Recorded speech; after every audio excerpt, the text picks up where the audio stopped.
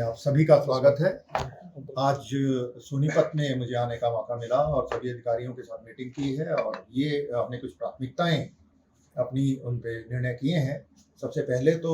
जो शिकायतों का निवारण, जो जनता की शिकायतें आती हैं उनका निवारण एक समयबद्ध तरीके से और एक ट्रांसपेरेंट तरीके से हो, और ऐसे सभी शिकायतकर्ताओं से फीडबैक लेने का एक सिस्टम हमने बनाया है। उनका कितने प्रतिशत हमारे शिकायतकर्ता संतुष्ट हैं, कितने नहीं हैं, और अगर नहीं है तो किस वजह से नहीं है, तो उसका जितने सीनियर अधिकारी हैं हर रोज़ उसका एक हिसाब लेकर के उसका हर स्तर पर इफेक्टिव कार्रवाई करेंगे ताकि वो संतुष्टि का स्तर बेहतर किया जा सके। इसी तरीके से हमारी महिलाओं की सुरक्षा का एक बड़ा मुद्दा है। उस पर जितने भी हॉटस्पॉट्स हैं, कोई आवारागर्दी होती है या छेड़छाड़ की घटनाएं घटती हैं, उन पे हॉटस्पॉट्स को सिक्योर करना एक बड़ा काम है। इसी प्रकार से जो हमारे ऑटो हैं, जीप हैं, देहात में चलती हैं, शहरों में भी चलते हैं, तो इनको वहाँ पे चलते हुए महिलाओं को असुरक्षा की भावना ना आए, उस पर काम करना।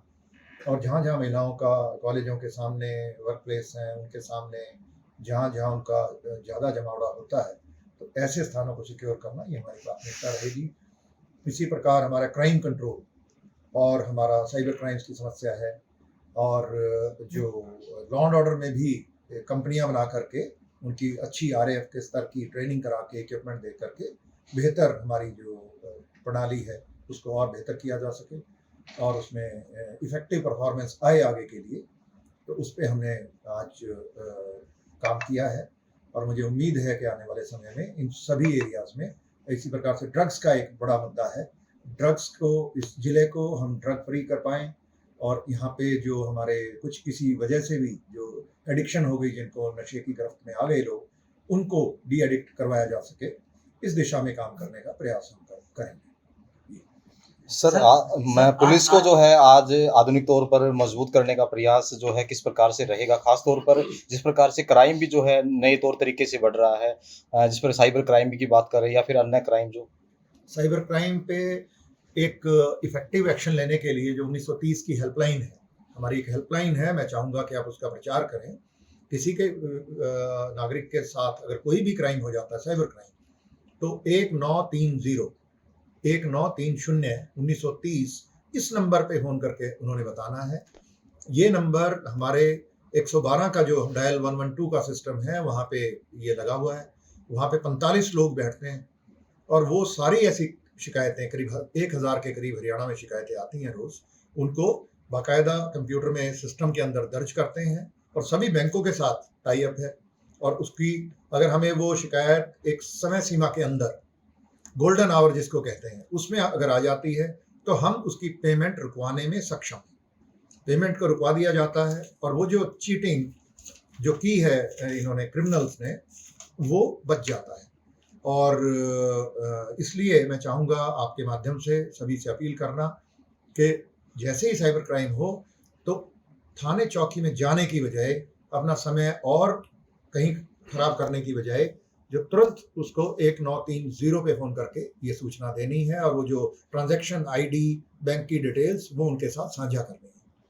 और इस पे हमारी जो व्यवस्था है, इसको और मजबूत बनाने के लिए हम उसको मैन पावर भी बढ़ा रहे हैं, वहाँ पे रिसोर्सेज भी बढ़ा रहे हैं, और ये सारा टेक्नोलॉजी आधारित प्लेटफॉर्म है।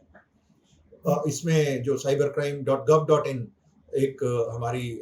I4C का एक सिस्टम है केंद्र सरकार का, उसी पैटर्न पे हम S4C भी बना रहे हैं। स्टेट कोऑर्डिनेशन जो ब्यूरो हमारा बनेगा, state coordination centre for cyber crimes, S4C, वो हम उसको स्थापना कर रहे हैं। केंद्र में I4C पहले से कार्यरत है और 1930 की प्रणाली हमारी चल रही है। तो आप साइबर क्राइम्स में ये जरूर सभी को बताएं। सर, मामन खान को इस बारे में जो जितने भी इंडिविजुअल क्राइम्स हैं उसकी जानकारी आपको लोकल पुलिस से मिल जाएगी। आप, मैं चाहूँगा कि इंडिविजुअल केसेस के बारे में आप डिस्ट्रिक्ट पुलिस ऑफिसेज हैं वहाँ से पता करें। हम यहाँ पे सुबह से यहाँ पे हैं, मीटिंग्स में हैं, तो उसके बारे में ज़्यादा। सर, पुलिस को जो है वीकेंड पर जो है रिलैक्सेशन देने के लिए प्रावधान कर रहे हैं आप लोग? एक दिन का सबको रेस्ट मिले हफ्ते में, ये हमारा नियम है। और आज मैंने सभी अधिकारियों को ये कहा है कि इसको सुनिश्चित करें। तो वेलफेयर के बारे में भी न केवल एक दिन का ये छुट्टी की बात है, बल्कि हमारी जो पुलिस बल है उसमें भी अगर किसी वजह से कोई नशे की गिरफ्त में आ गया तो ऐसे जितने भी हमारे कर्मचारी हैं, उनके परिवार के लोग हैं, उनकी हमने सूची बनाई है और उनको हमने अग्रोहा मेडिकल कॉलेज, हमारे जो पीजीआई रोहतक और भी जो बड़े मेडिकल कॉलेजेस हैं, मौलाना में है, फरीदाबाद में बड़े बड़े वो अस्पताल हैं, अमृतामयी और दूसरे, उनके साथ हम टाई अप करके इनको डी एडिक्शन का काम हमने शुरू किया है। सर दिल्ली एम्प्लॉयज की है संख्या है सर, कोई कितने अपने चिन्हित किए हुए हैं सर?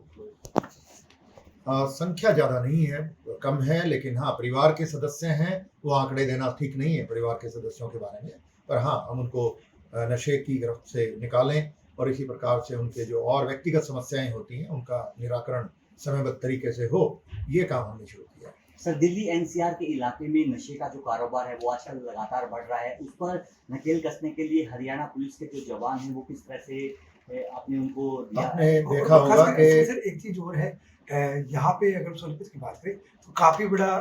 एजुकेशन हब भी है, काफ़ी बड़ी यूनिवर्सिटीज है और उनका जो स्टूडेंट्स जो हैं वो उनके एक निशान टारगेट उनका रहता है, सब टारगेट रहता है और उसके आसपास के यूनिवर्सिटी के आसपास इस तरह का माहौल बहुत बनाना चाहते हैं। महत्वपूर्ण एरिया है जो नशे की गिरफ्त में जो लोग आ गए हैं और नशा बेचने वाले लोग हैं। ये हमारी, आपको पता होगा, ग्राम प्रहरी की एक स्कीम जो जनवरी में हरियाणा पुलिस ने शुरू की,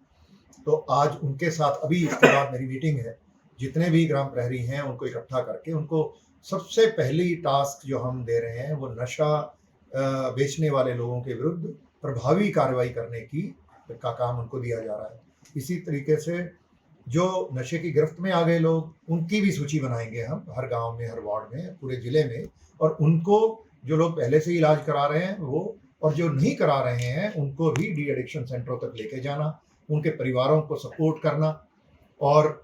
डी एडिक्ट करा के उनको समाज में वापस लेके आना। ये एक इम्पॉर्टेंट प्रायोरिटी हमारी ग्राम प्रहरी स्कीम के तहत रहेंगी और ग्राम प्रहरी काम करेंगे इसमें, और उनके पीछे सारा महकमा, हमारे एसएचओज, हमारे इंचार्ज चौकी, वो काम करेंगे। सर जिस प्रकार से अलग अलग बॉर्डर यहाँ लगते हैं सोनीपत से रिलेटेड, तो यहाँ अवैध हथियार का एक बड़ा सरगना जो है वो पनपता है कि वो आते हैं हथियार, तो इसको लेकर भी वैसे प्रयास रहते हैं पुलिस के। क्राइम काफ़ी हमारे आगे एक समस्या है और उसको हम ग्राम प्रहरी के जरिए भी और अपने बाकी सोर्सेज लगा के इनके बारे में पूरी इनकी कुंडली बना करके इस पे एक्शन करने का आज हमारे सभी अधिकारियों ने भी एक सोनीपत को एक रोल मॉडल बनाने का फैसला किया है। और मुझे उम्मीद है कि सीपी साहब, डीसीपी साहिबान यहाँ पे और एसएचओज और सारे हमारे जो और अन्य जो इंचार्ज चौकी और क्राइम यूनिट्स हैं वो इकट्ठे एक प्लान बना करके क्राइम के विरुद्ध गांव के स्तर पे, जो खास तौर पे क्राइम प्रोन विलेजेस हैं और जो ऐसे इलाके हैं, शहरी इलाके, जहाँ से क्राइम पनपता है, उन पे एक विशेष ध्यान दे करके योजनाबद्ध तरीके से उसका एक इलाज, प्रभावी इलाज उसका करेंगे और वो रोल जो मॉडल बनेगा उसको हम बाकी स्टेट में भी लागू करेंगे, ऐसा हमने फैसला किया।